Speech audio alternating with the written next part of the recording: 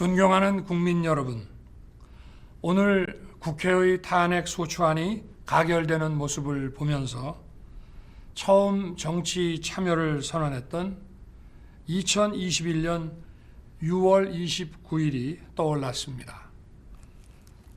이 나라의 자유민주주의와 법치는 무너져 있었습니다. 자영업자의 절망, 청년들의 좌절이 온 나라를 채우고 있었습니다. 그 뜨거운 국민적 열망을 안고 정치에 뛰어들었습니다. 그 이후 한순간도 쉬지 않고 온 힘을 쏟아 일해 왔습니다. 대통령이 되어 현장의 국민을 만나 보니 전 정부의 소주성 정책으로 소상공인과 자영업자가 비명을 지르고 있었고, 부동산 영끌 대출로 청년들과 서민들이 신음하고 있었습니다. 그렇지만 차분히 어려운 사정을 챙겨 듣고 조금씩 문제를 풀어들었을 때 그 무엇보다 큰 행복을 느꼈습니다. 수출이 살아나면서 경제가 활력을 되찾고 조금씩 온기가 퍼져나가는 모습에 힘이 났습니다. 무너졌던 원전 생태계를 복원시켜 원전 수출까지 이루어냈습니다. 미래를 위해 꼭 필요하지만 선거에 불리할까 봐 지난 정부들이 하지 못했던 4대 개혁을 절박한 심정으로 추진해 왔습니다. 국민을 위해 고민하고 추진하던 정책들이 발목을 잡혔을 때에는 속이 타들어가고 밤잠을 못 이뤘습니다. 한미일 공조를 복원하고 글로벌 외교의 지평을 넓히기 위해 밤낮 없이 뛰었습니다. 대한민국 1호 영업사원 타이틀을 달고 세계를 누비며 성과를 거둘 때면 말로 설명할 수 없는 큰 보람을 느꼈습니다. 대한민국의 국제적 위상이 높아지고 우리 안보와 경제가 튼튼해지는 모습에 피곤도 잊었습니다. 이제 고되지만 행복했고 힘들었지만 보람찼던 그 여정을 잠시 멈추게 됐습니다. 그동안의 노력이 허사로 돌아가지 않을까 답답합니다. 저는 지금 잠시 멈춰 서지만 지난 2년 반 국민과 함께 걸어온 미래를 향한 여정은 결코 멈춰 서서는 안 될 것입니다. 저는 결코 포기하지 않겠습니다. 저를 향한 질책, 격려와 성원을 모두 마음에 품고 마지막 순간까지 국가를 위해 최선을 다하겠습니다. 공직자 여러분께 당부드립니다. 어렵고 힘든 시간이지만 흔들림 없이 각자의 위치를 지키며 맡은 바 소임을 다해 주시기 바랍니다. 대통령 권한대행을 중심으로 모두가 힘을 모아서 국민의 안전과 행복을 지키는 데 최선을 다해 주시기 바랍니다. 그리고 정치권에 당부드립니다. 이제 폭주와 대결의 정치에서 수구위와 배려의 정치로 바뀔 수 있도록 정치 문화와 제도를 개선하는 데 관심과 노력을 기울여 주시기 바랍니다. 사랑하는 국민 여러분, 저는 우리 국민의 저력을 믿습니다. 우리 모두 대한민국의 자유민주주의와 번영을 위해 힘을 모읍시다. 감사합니다.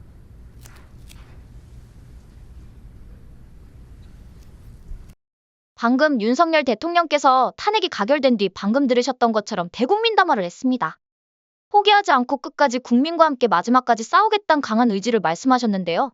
이번에도 만나면 안 될 방송 MBC가 이 장면에서 함께란 말을 쏙 빼고 마지막까지 국민과 싸우겠다는 자막을 흘렸습니다. 바이든 날리고가 생각나는 순간입니다. 어쨌든 이번 대통령 탄핵이 200표를 넘어 가결되면서 윤석열 대통령은 대통령으로 행사할 수 있는 모든 것들이 정지됐습니다. 제가 지난 사과 영상에서 이번 표결은 아마 180석 내외의 찬성으로 부결될 거라 말씀드렸습니다. 이런 근거는 국민의힘에 대놓고 탄핵 찬성하는 세력을 제외하고 기회주의자들이 움직이지 않을 거라 생각했습니다. 그리고 민주당 내부에 미국에 의해 움직이는 자들 역시 무기명 표결인 탄핵 반대에 동참하리라 생각했습니다. 그런데 예상은 국민의힘 내부에 존재하는 기회주의자들이 찬성표를 던졌습니다. 그리고 이조차 못하는 간땡이 작은 인간들은 기권과 무효표를 만들어버렸습니다. 이런 국가의 명운이 걸린 중차대한 순간에 기권과 무효표를 던진다는 자들은 차라리 탄핵 찬성표를 던진 인간들보다 더 못한 자들입니다. 아무튼 결과는 대통령의 탄핵이 통과된 겁니다. 이제부터 2라운드가 시작됩니다. 쫄깃쫄깃한 한 주가 이제 지나면 아마 트럼프가 집권하기 전에 선관위는 보도에 나온 것처럼 계엄군이 건드려 오염됐다는 말도 안 되는 핑계를 대가면서 문제의 서버를 수십억을 들여 교체하려 할 겁니다. 그리고 자신들이 저지를 부정선거와 관련된 증거인멸의 혈안이 될 겁니다. 이 자들이 이렇게 설레발이를 치는 사이 많은 사건 사고를 가슴에 품고 2024년은 저물 겁니다. 트럼프 대통령의 시대가 개막되는 겁니다. 여기서 우리가 주목해야 할 점이 있습니다. 미국 FBI 국장이 인기가 남았음에도 트럼프 임기 전에 사표 낸다고 발표했습니다. 이 사람 트럼프가 임명한 인간 아니었던가요? 그런데 당시 이자 까보니까 민주당 편이었습니다. 배신의 아이콘이 된 인물인 거죠. 그래서 바이든과 함께 날아가는 겁니다. 아무튼 그 다음 트럼프 대통령이 FBI 국장으로 지명한 사람을 주목해야 합니다. 트럼프가 지명한 신임 국장 캐시 파텔을 주목할 필요가 있단 말입니다. FBI 국장을 교체하자 민주당이 난리가 났습니다. 바이든도 트럼프가 뽑았던 국장을 안 잘랐는데 아직 임기가 멀쩡하게 남은 국장을 교체하냐고 개수작을 부립니다. 이거 좀 전에 말했던 걸 깔고 보면 웃기는 개수작이란 게 1초도 안 돼서 뽀록납니다. 우리나라나 미국이나 뇌가 좌쪽으로 삐딱하게 기운 자들은 거짓과 우기기랑 공통된 DNA를 갖고 있나 봅니다. 그래서 그런 건지 우리나라에도 이런 일들이 수두룩하죠. 아무튼 그랬던 겁니다. 게다가 트럼프가 지명한 캐시 파텔이란 인물이 민주당에겐 간단한 사람이 아닙니다. 왜냐면 신임 국장이 트럼프 대통령 충성파란 건 그저 찍기다시라고 해야 할까요? 이 사람이 무시무시한 본질은 말이죠. 캐시 파텔이란 인물은 트럼프를 고생시켰던 부정선거를 아작을 내겠다고 공언했던 사람입니다. 그렇게 민주당을 위해 나발을 불었던 좌파 언론을 포함해서 물불을 안 가리고 싸그리 청소할 거라고 말이죠. 이런 사람이 내년 트럼프 임기 시작과 함께 손잡고 FBI 국장이 됩니다.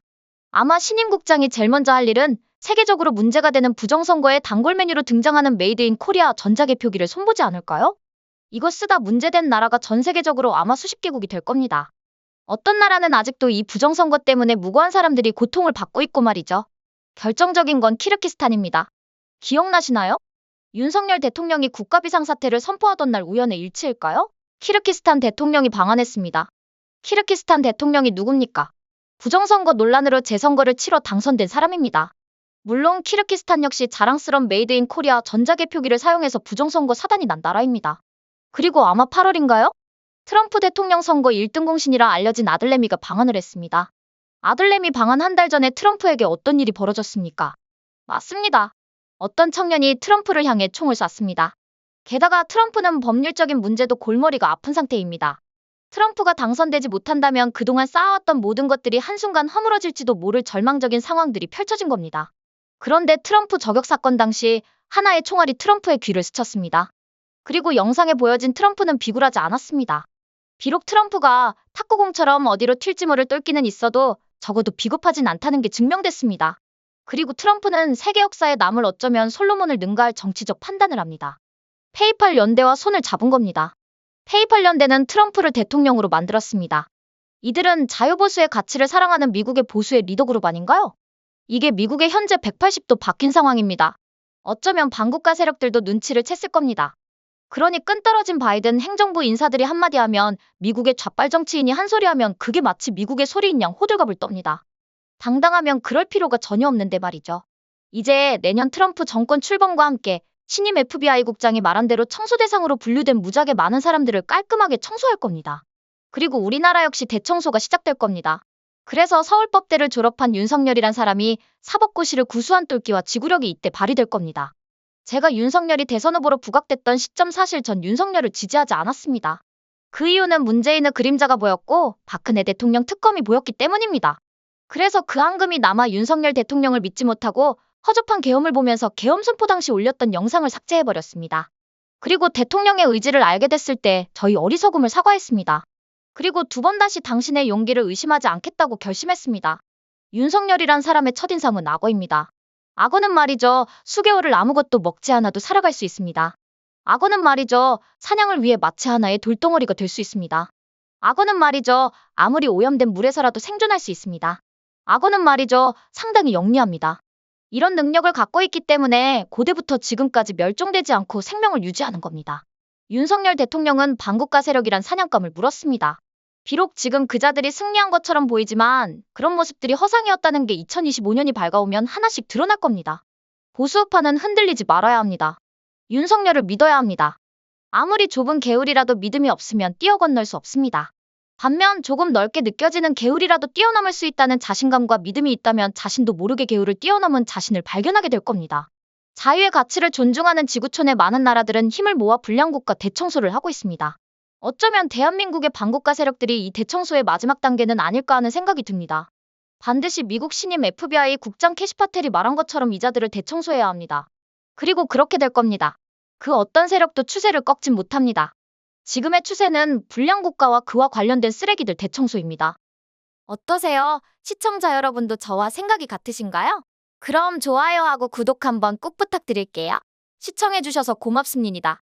전 리포터 헬이었습니다.